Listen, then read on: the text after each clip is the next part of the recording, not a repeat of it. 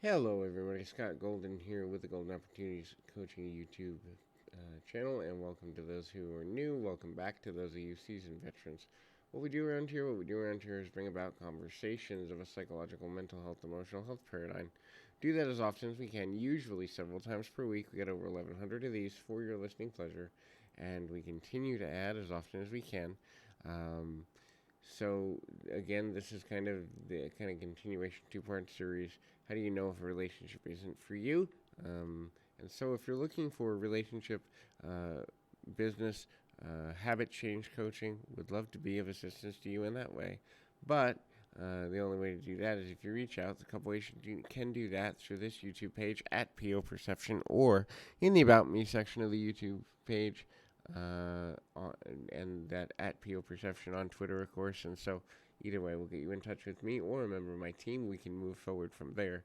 So, what are some signs that a relationship isn't in your best interest? The first is if you feel the need to constantly be defensive on that value, if you feel the need to be defensive on that connective, there's certainly a value there.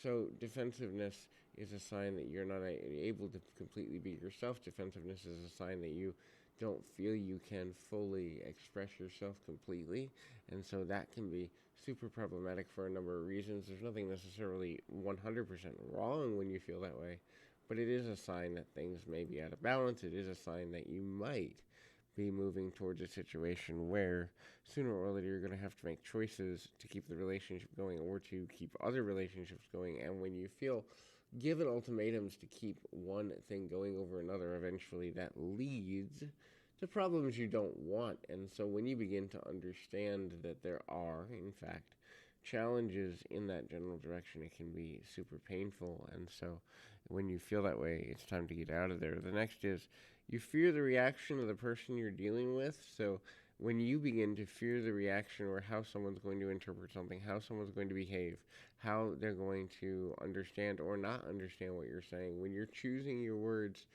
or rehearsing conversations, it's another sign that in fact you're in a toxic or potentially out of alignment at the very least, toxic at the worst, relationship that doesn't serve you well. So finding ways to be involved in interpersonal connections, romantic and platonic, actually, that allow you to be the person you want to be, allow you to commit to expressing yourself in a way that's mutually beneficial, and where rapport and understanding can be built is super essential to making lasting relationships that can be healthy and balanced for your benefit and for the other person's as well.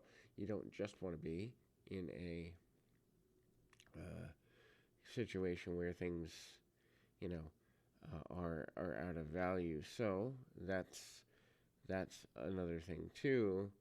The next thing to look at is, um, kind of what's there, and um, there's value there, and and there's connective, there's value, there's understanding, and ultimately, um, it's just a really interesting concept because when you understand how to promote yourself properly, even in terms of having a conversation, even in terms of connecting with others, even in terms of being willing to be open to new experiences. If the other person isn't open to new experiences, if the other person is causing you to feel like the way you want to grow or the experiences you want to have are wrong, or that they're going to punish you for being different than them, that's another sign that you're in an ill-aligned relationship. And so, um, that can be super frustrating, especially when you feel like you have a rapport with a person and then they seem to connect um, in another way. So ultimately, the next thing to look at there is, are you growing? If you're not growing, you're dying on the inside, and a lot of people don't look at it that way.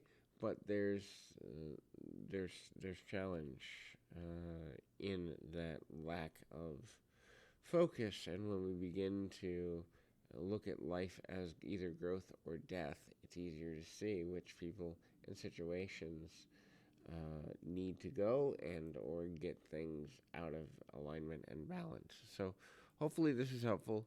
Keep your feet on the ground, your mind in the moment. Till next time, everybody.